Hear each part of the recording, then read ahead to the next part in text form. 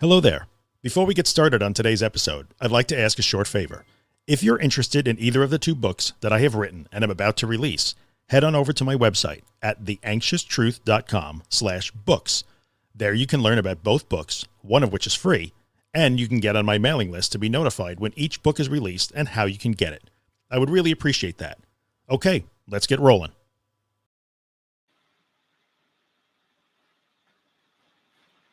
All right, let's see. YouTube says I am live. I never do YouTube live. This is totally new to me, guys. So I don't know if anybody's going to show up or nobody's going to show up, but I wanted to spread the love a little bit. It's 3:30 in the afternoon. It's Monday, August 19th. This will obviously stay up the channel. I'm going to post that on Facebook and the Facebook group when I'm done. I see a couple of people are here. I don't know who. If you're here and you can comment, say that you're here, I guess. And if you want to ask questions, by all means, ask questions. That's why I'm doing it live. The other reason why I'm doing it live is that it's just easier than recording it and uploading it. So I'm just going to kind of get right into it. And I want to talk today about what you should do when you fail. So let's take the example of an exposure, right? You want to do an exposure of some kind. You have it planned. Today I'm going to go out and, drive to the supermarket and do some shopping. And you go out and you do it, and it turns out not so great. Like you get into the supermarket. Joyce is here. What's up, Joyce? I'm just going to watch the comments, by the way, but I'm just going to wait and we'll see what happens. So let's say you get out and you go to the supermarket and it doesn't go as well as you want it to go. Maybe you get into the supermarket and you start to feel anxiety and you let it get away from you and you wind up in a panic. And so you quickly drop everything and run back to the car and run home. And I see this all the time, and we had in the Facebook group, and by the way, in the description of this video is a link to the Facebook group. If you want to join it, go over and ask to join, and we'll get you in. But today, one of the group members had actually posted about that. She went to work. It wasn't an exposure, kind of is. Went to work, just had a bad day, got really panicky at work, and left, kind of went into escape mode. It happens. It's going to happen to everybody. Not every day is awesome. Not every exposure is perfect. There's going to be days when you kind of have a little bit of a fail, but it doesn't have to stay a fail. That's the important thing. What do you do? Hey guys, a couple of people are in, I see. So what do you do when you experience what is kind of what you're thinking as failure? The first thing I want to tell you is that this is important. I can tell you exactly what you should not do. First thing I'm going to tell you is what not to do. You're going to wind up back in your safe zone. It's over. And the natural thing is to want to tell the story. Whether you're in a support group or my Facebook group or wherever you happen to be, you're going to, I wanted to do this. It didn't work out. I felt terrible. I had a panic attack. I was anxious. I left. I went home. I failed. This sucks. I want to get better. So you start to tell that story, or even worse, you tell the story of how horrific it was. I thought I was going to die. I felt like I was going to pass out. I had to hang on to the shopping cart. I couldn't concentrate. My heart was pounding. I was so afraid. You just tell those stories, right? And it's natural to want to tell that story because you're upset and you're angry and you're disappointed, and emotions will play a role for sure. But you can't, I won't say you can't. You shouldn't just go back to the safe zone and just tell that story for the next 2 or 3 hours. That is a very bad plan, because essentially what you're doing is that's part of the reaction. When you're overcoming an anxiety problem like panic disorder, agoraphobia, generalized anxiety disorder, or any of these things, monophobia, it's the reactions that always matter, right? We know this. So there's a reaction before, that's the anticipatory anxiety. We're not going to talk about that now. There's the reaction during, the surrendering and floating and accepting and facing the panic without reacting to it. And then there's the reaction after, and that's the reaction that a lot of people forget. The reaction after is how you tell the story. What do you tell yourself? Do you tell yourself it was horrific, you were in hell, you thought for sure you were going to die, it was terrifying, you can't do it, and you failed, and I failed, and I'm a miserable failure, and I'm never going to get better? Is that the story you tell? That's the reaction after? Or can you make the reaction after better? So I'm going to tell you that the more productive reaction after, even if you've had a fail, you want to say it's a fail, you left work, you left school, you canceled your plans, right? That could be also you had plans with a friend and at the last minute you canceled, or you had, maybe a doctor's appointment at the last minute you canceled. So how do we deal with these things? Don't go home and wallow in it. Don't tell the story about how terrible it is. Don't keep telling yourself that you failed, and don't keep telling your brain how horrific this is. What you kind of have to do is do that a little bit, because if you have to, that's fine. Like I said, emotions come into play. Vent if you have to for a couple of minutes. Like maybe even give yourself, I'm going to give myself 5 minutes to be angry and disappointed and talk about this. At the end of those 5 minutes, get up, shake it off as best you can, and now you have to start to get objective. Now your goal is to say, all right, so maybe I didn't do so well. What happened? And you have to think objectively and describe it to yourself. Type it, write it, record it into your phone, whatever you have to do. It doesn't matter. But you have to objectively say, what happened? I drove to the supermarket. I was feeling anxious. I went into the supermarket. I felt more anxious. I'm supposed to feel anxious in the supermarket. That's the point of the exposure. I started to panic. I didn't like it. I reacted to it. I tried to talk myself out of it. I know I'm not supposed to do that. I started tensing and fighting and holding my breath. I started looking for the exits. I know I'm not supposed to do that. These are very rational and objective ways to describe the event that just happened. Go through that, walk you through. I dropped everything. I ran back out to the car because I thought I would be safer when I left, but I know that's wrong. You can say these things, right? So you say these things to yourself. Write them down if you have to. Give yourself 10 minutes to go through the event in an objective way. What did I do? I did this, this, this, and this. Why did I do it? I did it because of these reasons. What was wrong? What did I do wrong there, or less than perfectly, or less than optimally? Now, what can I do differently next time I do this? But here's the rub. If at all possible, if there's any way possible logistically for you to do this, now it's time to get up, get out, and go do it again immediately. Like immediately.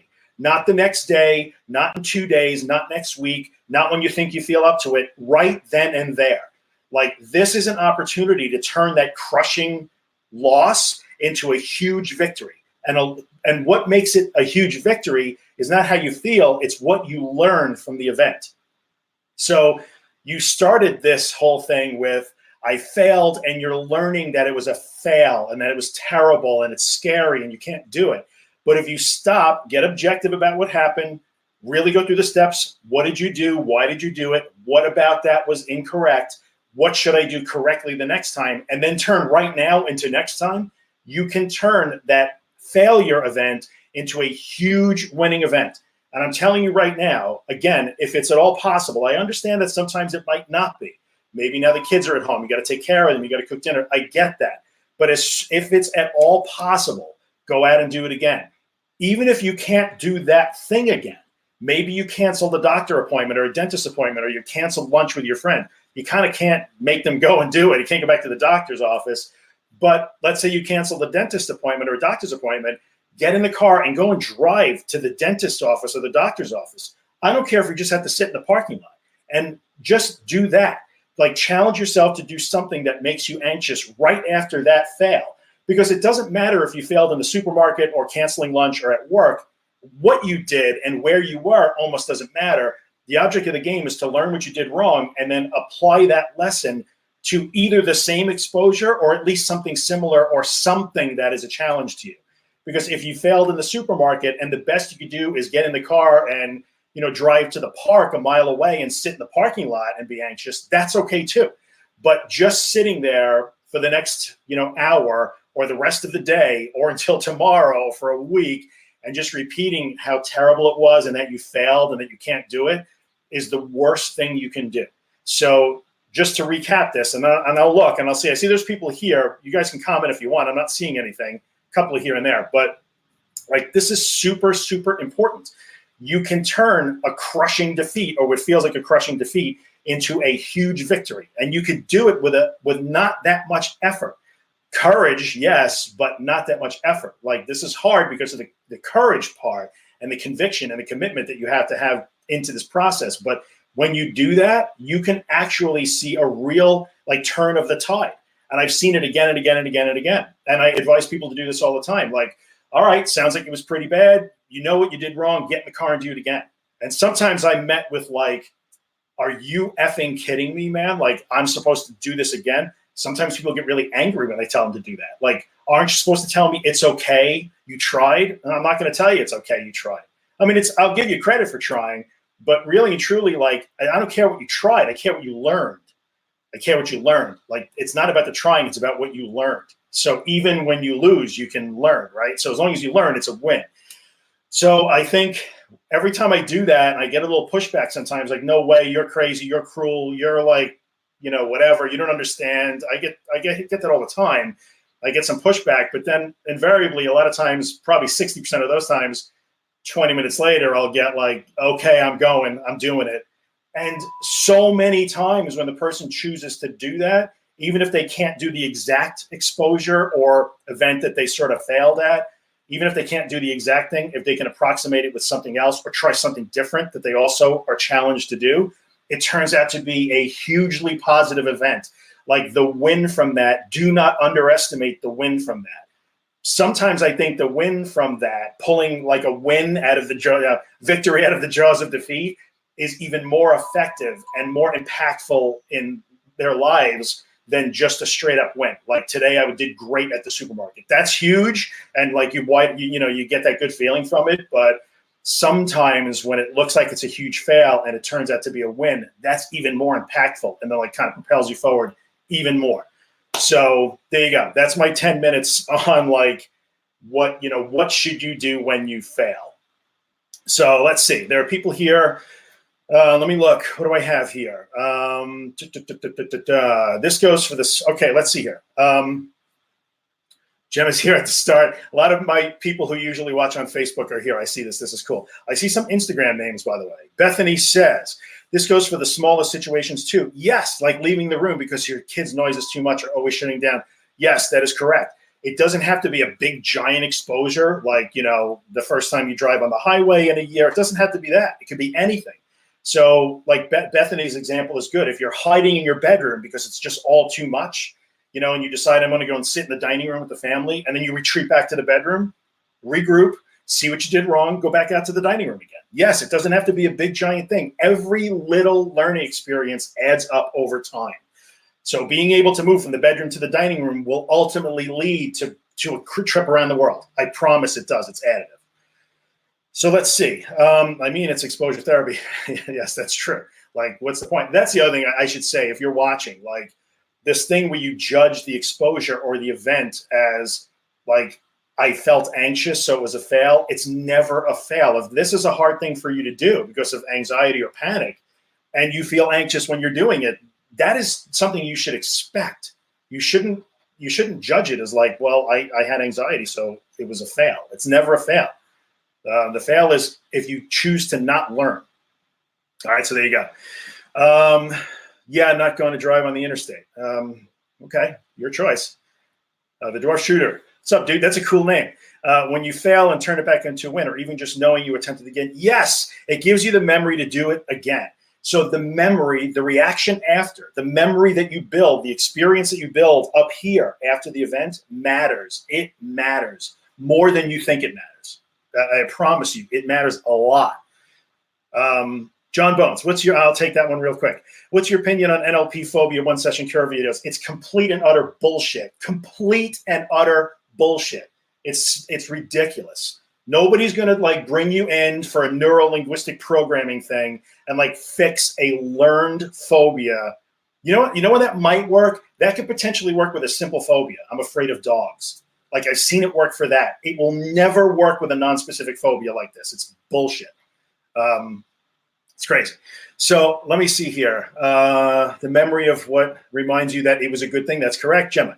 When you have that proof that you literally couldn't do it and failed, but then turn it around. Yes. So what Gemma's saying is correct. Like the memory of this is impossible. I'm never going to be able to do this. And I had somebody today in the Facebook group say like, well, I was trying to accept and float. I just can't do it. I couldn't do it.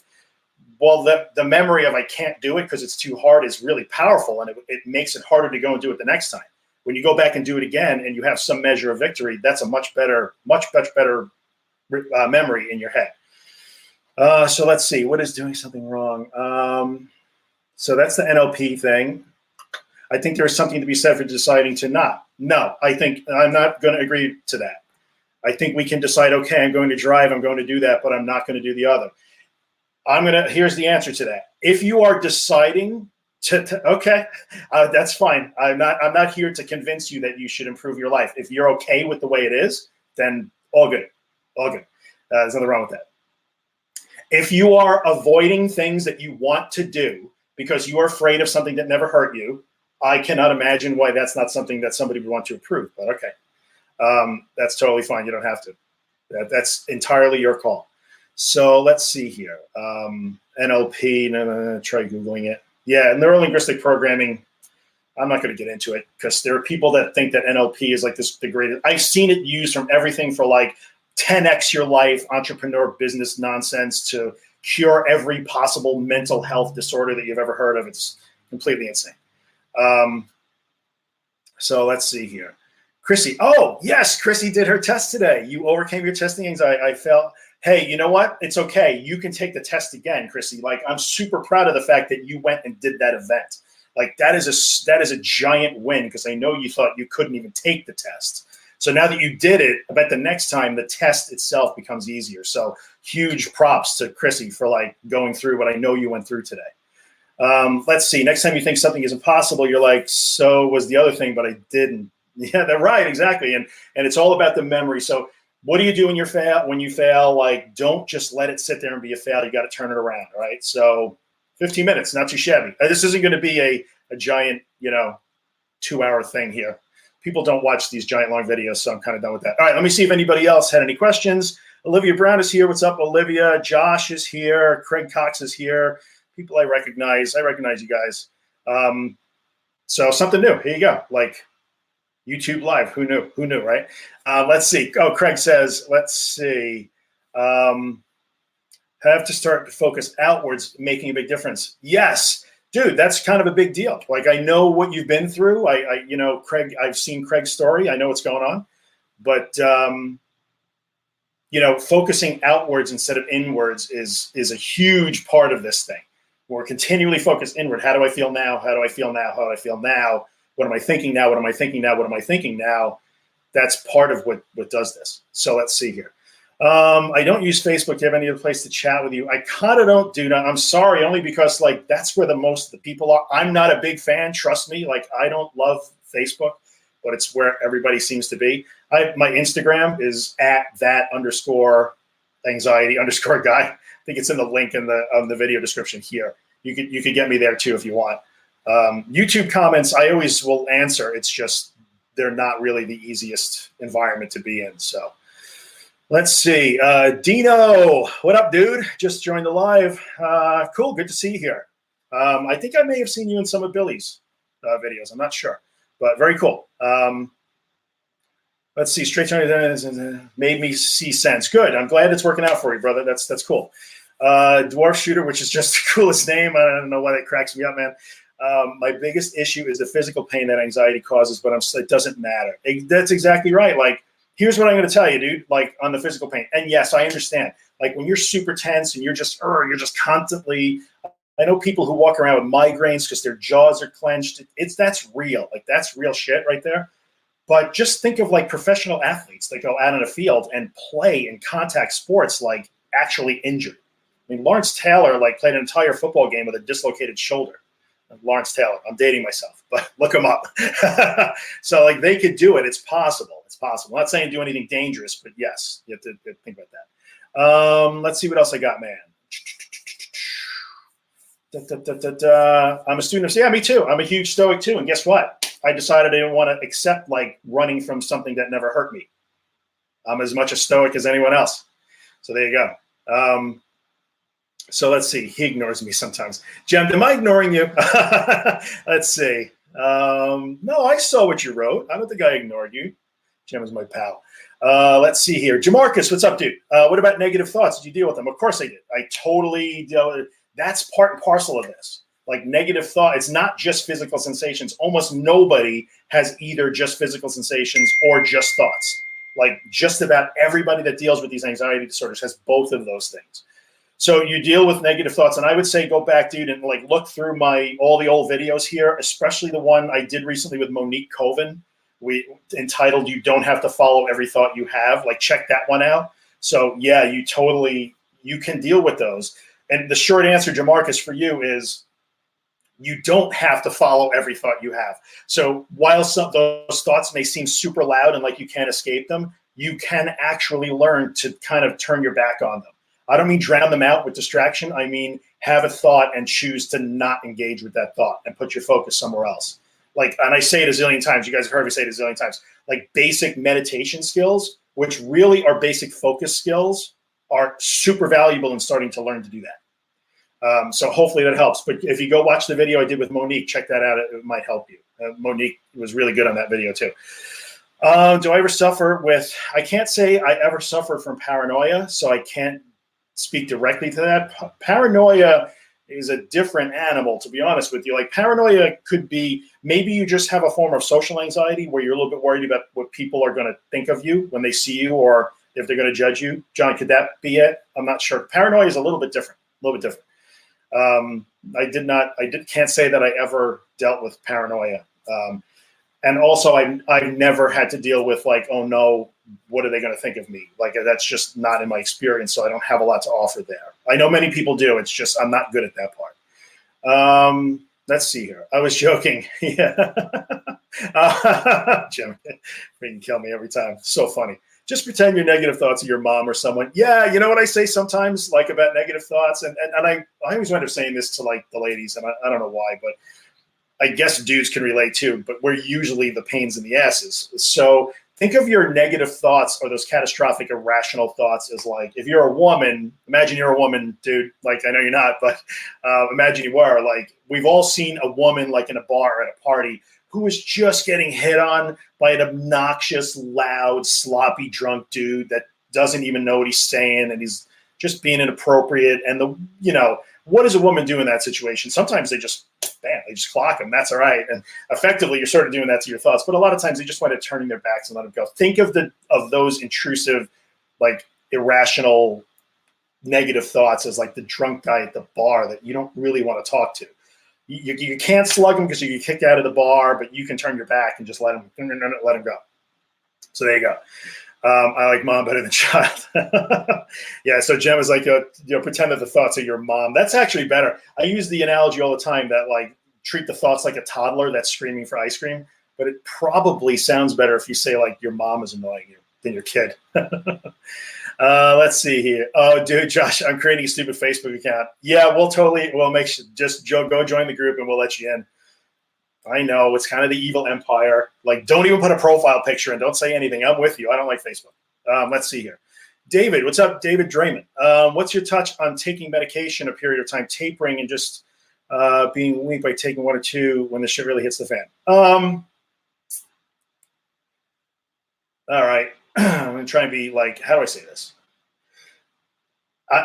Medication is a super personal choice, right? I will be honest with you and tell you I'm about as anti-medication as you will find, like completely unapologetically anti-medication. That being said, there are times when I do agree that medication has its place.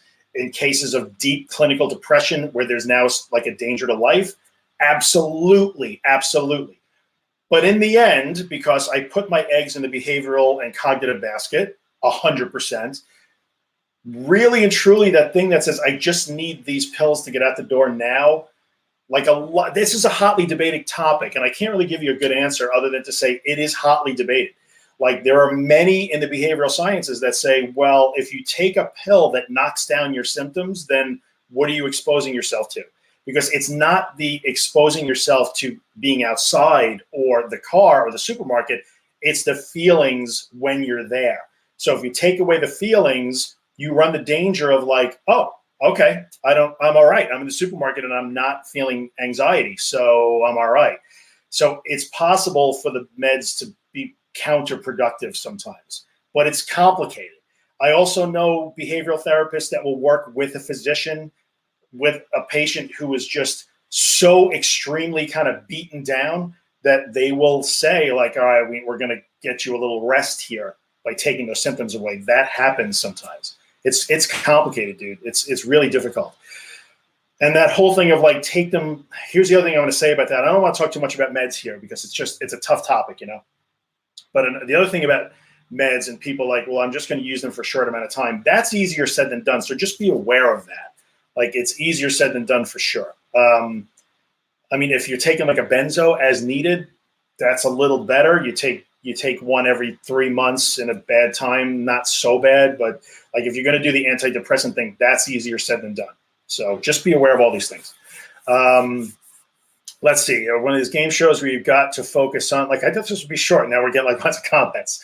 Let's see. You got to focus on a challenge which throwing slime at you. Yes. Jim, I don't know if you remember, I used to do those meditation videos with Susan Varro in the group. And like, we did one where Susan was trying to be all Zen and I was literally like screaming in her ear. And it was difficult. She like had a hard time maintaining her focus on her breath, but she's really good at it, so you do it. But we sort of demonstrated that. It was interesting. Let's see. I'm very anti now. Back then, David, again, back then I didn't know it. Kept my meds for 7 months before I took it. A lot of people do that. I mean, honestly, dude, I drove around with like expired Xanax for years. It probably wouldn't have done anything. It was so old, but I kept it anyway. I think that's when I knew I was finally done, when it's like I would just flush them. Like, I don't need these anymore. So let's see. Jamarcus. So the negative thoughts eventually stop. Yeah, they do, dude. So it just takes a while. Like, the hard thing about it is what you're essentially doing is you're teaching yourself that I don't have to engage in these thoughts. Like, they can just scream at me and try and like get my attention and wrestle with me. And even if I don't answer them and just let them be there. So that thought that keeps yelling, like, you're having a heart attack, you're having a heart attack, you're having a heart attack. When you learn that, well, like, I could just do nothing about this and you still are okay, you didn't have a heart attack, you're teaching yourself that they don't matter. And yes, those thoughts that were once so overpowering begin to get quieter and easier to turn away from. And then the frequency gets less. It just takes some time. So yeah, 4 months. I would say, you'll start to see improvement for sure, but you got to really look at what you're doing. Like, just accepting the thoughts and let them hammer at you while you listen to them, that's not so great. Like, you really need to work on putting your focus where you want it to be. I always talk about using the tip of your nose. That's where your breath is. So those basic focus skills will help a lot. It's an active process. You can't just accept that your thoughts are screaming at you and listen to them screaming. You have to be able to sort of disconnect from them, if that makes any sort of sense. It's very subtle, difficult, I understand. Don't constantly work on anxiety rather than doing stuff. Sometimes talking about it all the time. That is true, Jim. You're on fire tonight in the UK. That's true. Sometimes, like, not everything is about recovery. That's a good point too. Like, you cannot be recovering from anxiety 24/7. You just can't. Like, immersing yourself in it, not so good. Changing your attitude can change your anxiety, can take it away. Yeah, and sometimes a lot of this is like, this process of recovery is obviously it's mental, obviously, so we're talking about anxiety recovery, but so much of it is based on commitment and tenacity. I call it tenacity and consistency and, just commitment. So I'm writing a lot about that right now, because that's what it takes. And sometimes that you have to, like, shit, I feel like I'm not really making a lot of progress, so I'm going to stick with this. I'm going to keep going. And that's part of that. You're right. And when your confidence gets shaken, you just got to put your faith in the program and just keep being tenacious. You can bring it back. So, Dino, I missed your comment before. You did say that you were in on Billy's, right? That's how I know you. One thing I let things take time is I stopped putting pressure on myself. Yeah, that's kind of important what Dino just said. Like, it's a big deal. Like, there's no specific timeline for this. And I know we all get impatient. Like, we want our lives back. We don't want to feel badly. So I get all that. But it could be really hard. You could be putting a lot of extra pressure on yourself if you're committing to, like, why isn't this better in a week or 2 weeks?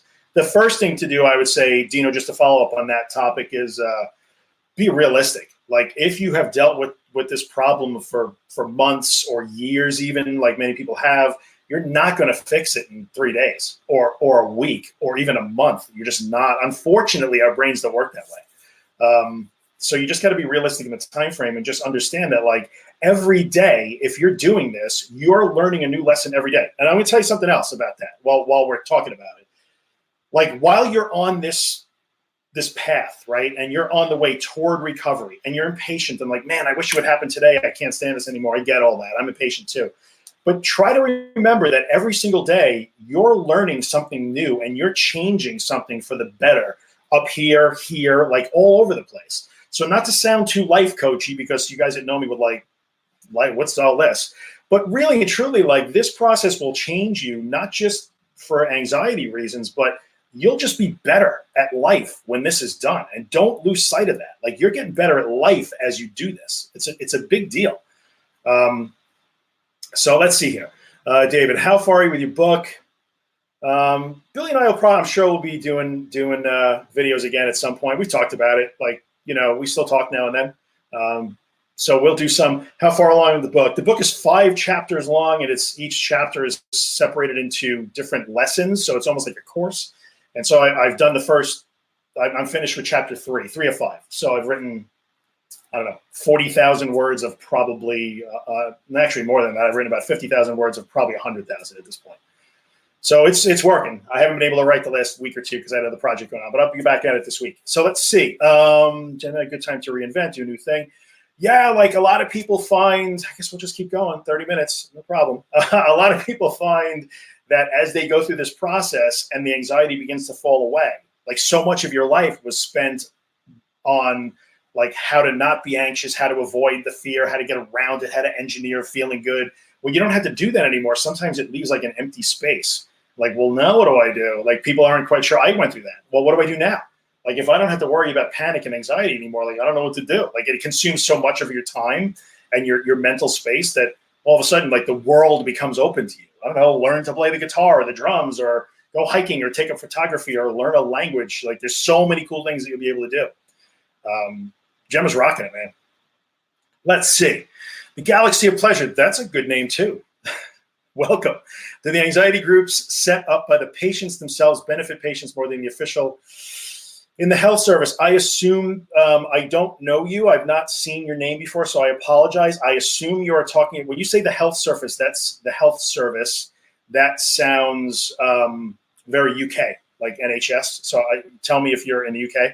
Obviously, I'm in the US, as you can tell by my awesome American accent. It's hard for me to answer that. I find that most anxiety groups, to be totally honest with you, wind up being counterproductive. Like, if they are not like super focused on moving forward all the time and encouraging and inspiring and cheering each other on and like moving each other forward, anxiety groups that are just about like, this is horrible, let's commiserate, no one understands, we need more awareness, doesn't help. Like, not helpful. I've been in those. I've been an admin in those. I've left those. So there you go. Yeah, in the NHS, I don't really know, because I'll be honest with you, I have no experience with like official mental health channels here in the US, because sadly we kind of don't have them. I will tell you that, and again, I might be talking out of turn, out of accent. Yes, I may be speaking out of turn here, but I have many, many, many friends in the UK that have been through the NHS. My opinion is that the NHS needs to do something about their behavioral therapies, because the stories that I hear, I don't understand. I mean, I've actually, Holly, who I do some of these videos with, if you guys recognize Holly or you're in the Facebook group, you know Holly. She's from the UK. She lives in Spain now, but she's from England. And we've talked about this. Like, I cannot understand how you guys, and I understand that it's free, but I mean, I see too many people in the UK wind up like, yep, I've been approved for CBT. They gave me 11 sessions. I'm waiting a month to get it. And then they get it. And it would appear that the person doing it with them doesn't even know what CBT is. Like, so I don't understand how you guys are doing that. I mean, I guess it's better than nothing, but that's what I see from the NHS. Galaxy. Hope that helps. Just the opinion of an uneducated American. I don't live there. I'm sorry. Tanya, what up? Sorry, I'm late, 6 a.m. Well, good morning, Tanya. It's okay. You can watch it back and stay on YouTube naturally. You mean accent? I'll answer that. There you go. The last one was one-on-one for 10 sessions. I learned some things. Yeah. I mean, unfortunately, the state of mental health, I'm going to say that probably, you guys in the UK and my Canadian friends, Australia seems to be getting it right. Like, shout out to my Aussie friends. Like, you guys seem to have it together over there, at least from what I can understand. In the US, it's sort of, you're on your own mental health wise. It's not good. It's definitely not good. Or you wait a year and a half for a decent CBT guy. By that time, you're already halfway there. Yeah, that happens. The one thing that's good, and I would say, so Galaxy, let me talk about, like, go back to your thing. And if you want to say your name, that's totally cool. But, oh, no, I knew it. How many Tanyas could there be where it's 6 a.m.? I know you're in Australia. So the Get Up Challenge, that was awesome. Kind of figured that was you. Anyway, what I was going to say is a lot of people, I mean, at least in my group, and people I interact with wind up going through CBT, even here in the US with private insurance and some really good therapists. They wind up waiting. They're in the group for 4 or 5 months. They're reading like the Claire Weeks books, or they're reading my stuff or whatever it is. They're following the videos. And then they get to CBT finally, like, oh, I'm going to do this. And they wind up like, oh, I already know most of the stuff. But it's never a bad thing. Like, a good therapist is always an asset, always. So like, if you can get your hands on a good cognitive behavioral therapist, it will always benefit you, even if it's just to keep you on track and structure for you. So there you go. Let's see here. I was doing the Get Up Challenge. Yeah, it was really good. So what else? Let's see here. Josh Wegner. Is there a book that you would recommend? Well, since mine isn't published yet, Claire Weeks, Hope and Help for Your Nerves. That's the book you need. Like, so I'm hopeful that my book will sort of take what she wrote years ago and kind of bring it up into the 21st century. But yeah, definitely. Like, Claire Weeks, Hope and Help for Your Nerves. It's called, I don't know what it's called in the UK and Australia. It has different titles, but in the US, it's Hope and Help for Your Nerves. Peace from Nervous Suffering, I think it's called in the UK. I'm not sure. But yeah, and it's cheap on Amazon, dude. So I would definitely, yeah, without a doubt. The books are inexpensive. Claire Weeks' books are inexpensive. They're in audio form too, and they are inexpensive. These aren't like $30 books. You could buy the paperback versions of her books for like under $10 US. I know that. Yeah, there you go. I think in the UK, I think it's called Peace from Nervous Suffering. I'm not sure. I'd have to look at that. But I would say if you want a book right now, get that one and read it right now. Let's see. I think I've got everybody. Let's see. How do you deal? I'm sorry, John Bones. How do I deal with what, dude? How do you deal with criticism? How do I deal with criticism? Oh, I don't. How do I deal with criticism? I don't care about criticism. I'm not in any way interested. Like, I like ideas. So a lot of people give me really great ideas, and I could, change things around and listen to people who are different than me. And like, there are people watching this video right now that I learn stuff from every day that has helped me sort of like refine the message or make adjustments here and there. So yeah, criticism is all right. But like, criticism, like, you don't know what the F you're talking about. You obviously never had anxiety. Like, okay, you're mean. I think I'm mean, I guess. I'm all right with that. I'm good with that.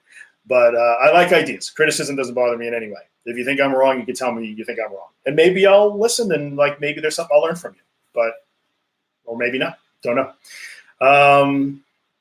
Let's see here. Yes, me. We nearly fell out. Don't ignore my last message. Okay, thanks. So good. You need a gentle book for the guys that are scared of dipping their feet in. Oh, that's your next message. Okay. Let's see. I'm just going to read Gemma's real quick. You need a gentle book for the guys that are scared of dipping their feet in. Suck them in and a half. Yeah, that's my thing. I'm not gentle. Sorry. That's the voice I got. I don't think there's a gentle way to do this. I really believe that this is sometimes a brutal process, and it's supposed to be. Like, you got to find a little bit of inner badass in this. You cannot. Let me make a statement here. Like, I might be on the extreme side of things, call me whatever you want to call me. I don't know. I maybe have whatever personality I have, but you cannot do this with sunshine and rainbows. Sorry, you cannot. Like, you need to address the difficulty and the struggle and the brutality of the process sometimes. Sometimes it is a brute force process.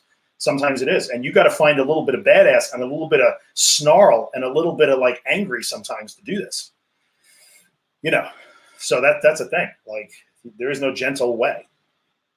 Like, don't talk to me about self-care. We've been down that road. It's a thing. It's just can't be everything.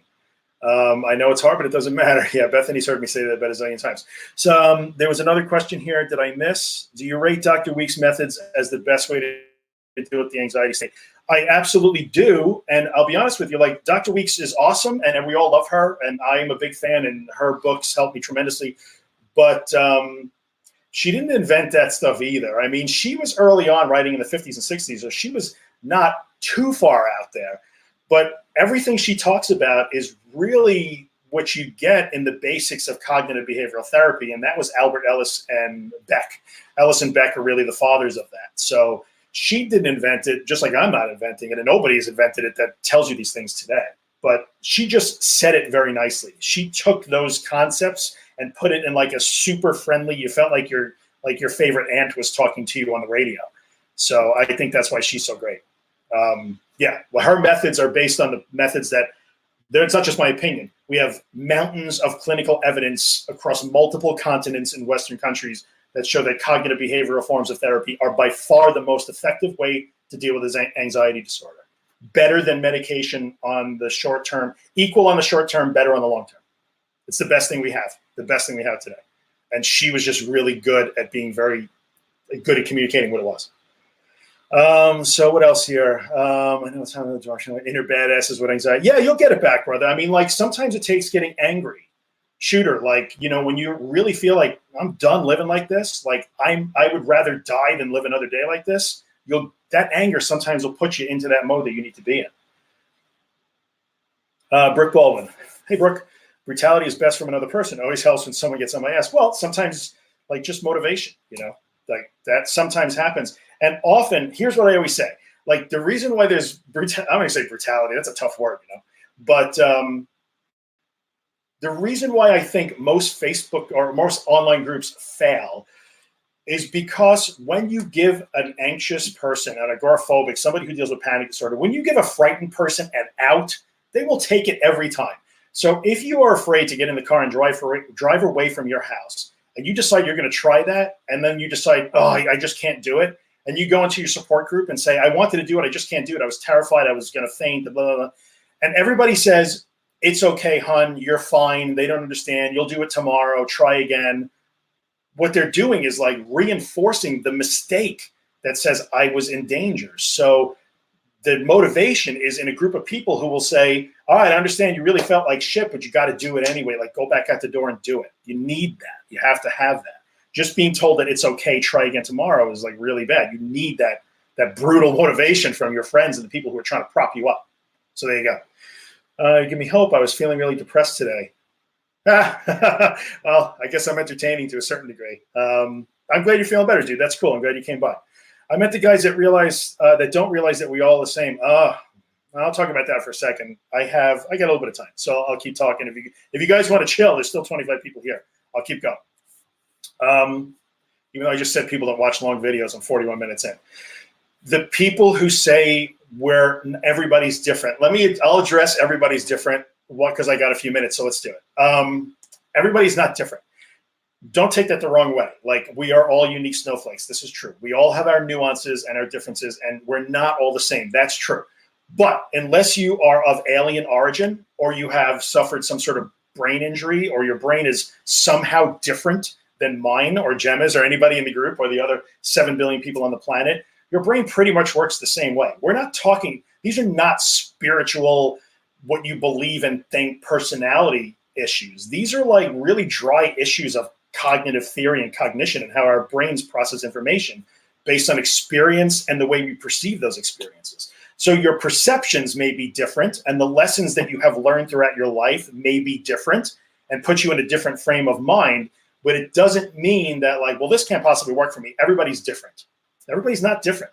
The beauty is that we're all the same that way. So you can leverage that. Like that's a good thing. The fact that our brains all work the same really leverages that. It's a bonus. It's a plus.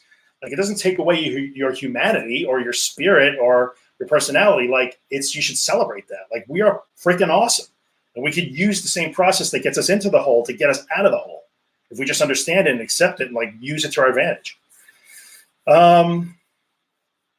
The video you did with the server going down. I have got to find that video. Somewhere on a hard drive, somewhere in my life is that video. And if I promised, I think Andrew in the Facebook group that if I find that video, I post it. I promise I will look for it. I promise I will. Gemma, I talked about that several times. I think in one of my videos with Billy, and I also talked about it in the group when I did the videos with Andrew just recently. Yes, that was the story of how I had to do that. It was really, it was a difficult night, but I did it. I'll try and find that video. I have video of actually doing that night in like 2009, whenever that was. If I could find it, I'll put it up. So there you go. People don't watch long videos. You used to say, yeah, true. I get it. Oh, maybe I could do that. I can kind of timestamp when we talk about shit. That's cool. Take snips of the videos. And I like it when IG accounts do that. Let's see. So you're struggling with anxiety and have anxiety about going to work. You still go. Yeah, Amanda, like without getting, it's a big, long answer to that question. You're basically asking, how do you fix this problem? What you have to do is identify the things that make you anxious, those situations that make you anxious, accept that the anxiety is not dangerous and even panic is not dangerous. If you don't believe that and don't accept that, you're not going to go anywhere. So first you got to accept that. Then you got to find the things that you have been avoiding because you are afraid of how you feel when you do them. And then you have to slowly start building those activities. So yes, the short answer is you should still go, but it's not about just going and like enduring and hanging on there and gritting your teeth until you can run out and go back home and be safe. Like what you have to learn to do is surrender to those feelings and let them kill you at work. When they don't, then you teach your brain the right lesson, which is I'm really uncomfortable and really afraid, but I'm still safe. And I don't have to be afraid of going to work. And then that's an additive process. You can do that again and again and again and practice it and things get better. Hopefully that's a quick answer to a really big question. So let's see here. I'm so pissed off I only found you 12 weeks after starting low-dose meds. Yeah, I mean, you can manage that, Tanya. It's all right. So let's see. Guys, we are so much stronger than we give ourselves credit for. Yes, thank you. Thank you, Brooke. I appreciate you saying that. Like, I would not do this if I didn't believe that everybody had it in them to do this. I absolutely believe that every person has what they need to do this. I'm not in any way doubtful of that. Everybody, every single human being. Took someone out of the office yesterday for the first time. Nice. So Tanya, you're dancing on Facebook. You're going back to the office. It's good shit. All right, guys, 46 minutes. I'm out. I'm out. Although I appreciate you guys chilling out. There's now more people here than there was when we started, which is really awesome. And these spur of the moment things, I'll try and schedule them more if I can in the future. But if there are no more questions, I think I got everybody. I'm going to end it. And then I will post this on my website. It'll stay here on YouTube. I'll share it in the Facebook also when it's ready. So you guys rock. I appreciate you coming and making it kind of fun. Nothing in specific. Oh, hang on here. Nothing specifically scares me. I don't really avoid anything. All right, that's cool. Yeah, and Amanda, that's okay. That's actually not a bad place to be, of course. You just get generally anxious, and your goal is to just recognize when that's happening and understand that the way you should react when you feel that way doesn't have to go, you don't have to go into panic, into alert mode when you feel anxious. So it sounds like you're doing okay. Yes, it's exposure anytime the thoughts or feelings are there. You're correct. And just learn to change the way you react to them and things can improve for you. Have a good day. You too, Dino. It's good to see you again, brother. And didn't go dance. Here's my answer to the dancing thing. There are two types of people in the world. There are those that dance when ordered, and there are those and then there are those who tell people to dance. Which one do you think I am? So there you go. All right, guys, I'm out. Thanks for coming by. See you guys later. How the hell do I even end it? How do I end this? Live end stream. There you go. I don't know how to do this. See you later, peeps.